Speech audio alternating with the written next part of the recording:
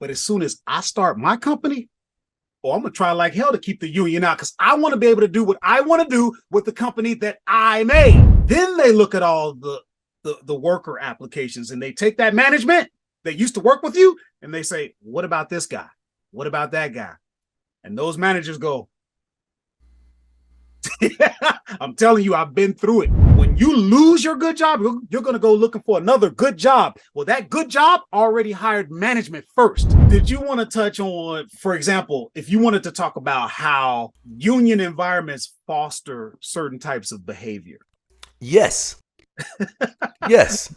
I mean, I've worked alongside people who have been fired 14 times, 19 times, and the union keeps getting them their jobs back.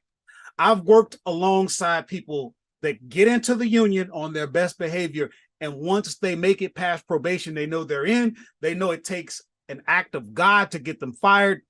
This is not good. Their whole demeanor changes. This is not good. I would say this is not good. I've been on commission most of my adult life.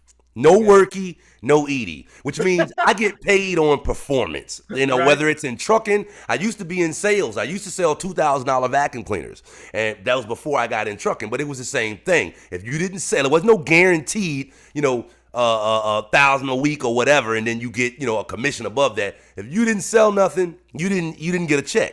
Sound like a Kirby. That's exactly what I did for 15 years. That's exactly what I did. So I sold rainbows for a while. I don't know if you up on I that. actually sold rainbows for a year, for maybe a year after I got out of Kirby. I sold rainbows for a little bit as well. I actually did. But I mean, I understand absolutely. I'm kind of this house I'm in right now that we bought a year and a half ago. If either one of them come by, I got a Kirby now. I'm planning on buying another one when they come by, just because it's time. I've had this one for 15 years. But if the rainbow people come by, I'll give me a call.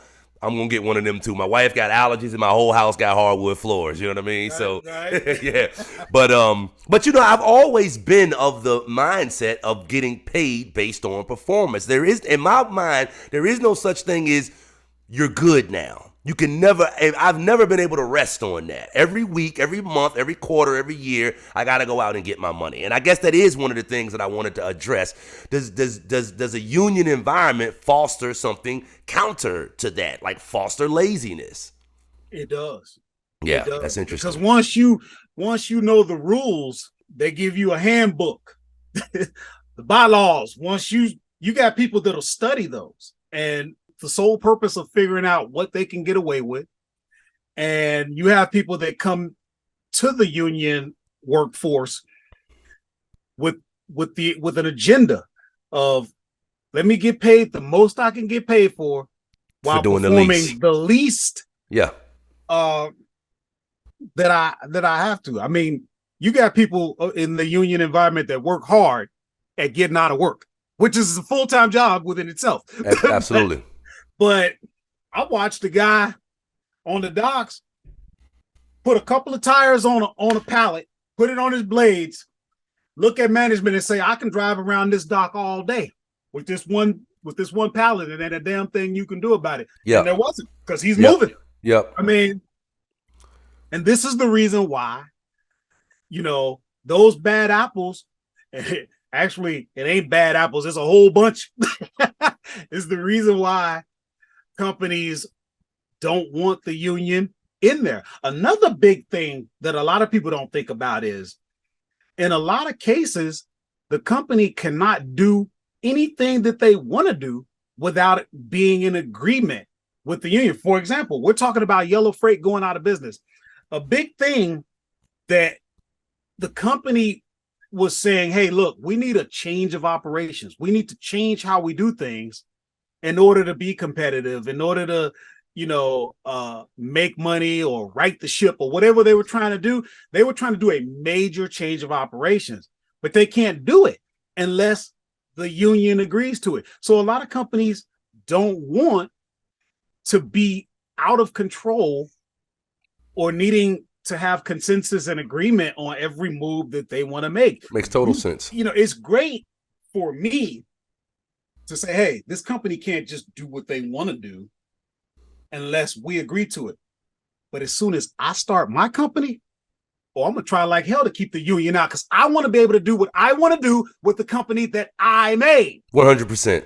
100%. So when it's your 100%. company, I want control. When it's Yeah. my company, I want control. Yeah. A Yeah. lot of Yeah. times, union workers want everything. You can't Yeah. have everything. Yeah, this is where I asked the question earlier. When do the demands of the unionized force get to be too much? That's kind of where some of these questions are coming from. I'm right now looking at opening up my own CDL school. Again, that's one of those things that I'm looking at where it's like, do I want to deal with would I want to deal with the situation where my workers get together and decide, you're going to change this. You're going to do this differently. And if you don't, we're not going to move.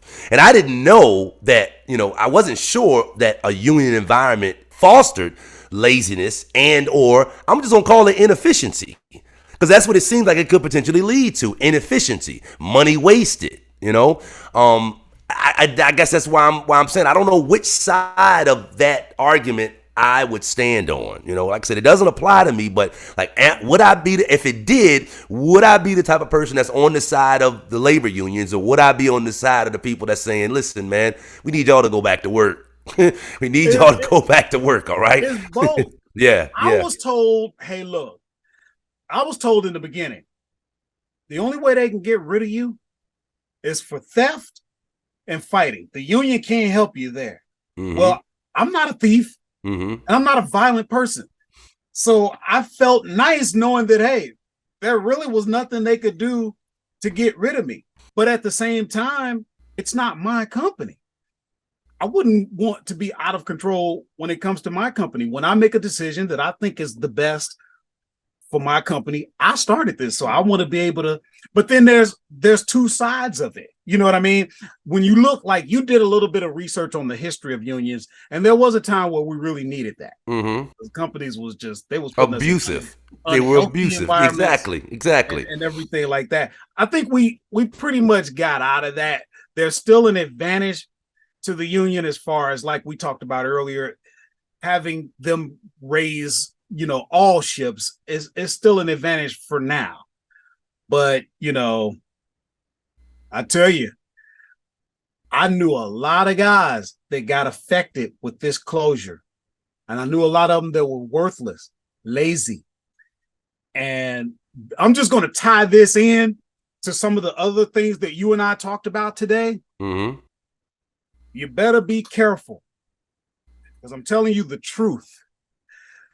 When your company goes out of business, those new companies that you're running to trying to get that good job that we talked about, mm-hmm. Those good jobs hire management first. Then they look at all the worker applications, and they take that management that used to work with you and they say, what about this guy? What about that guy? And those managers go, I'm telling you, I've been through it. Mm-hmm. I've been through it. Mm-hmm. So, what I'm trying to say is what we talked about earlier. You gotta be prepared. And we talked about being prepared in terms of either having a side business or saving up money.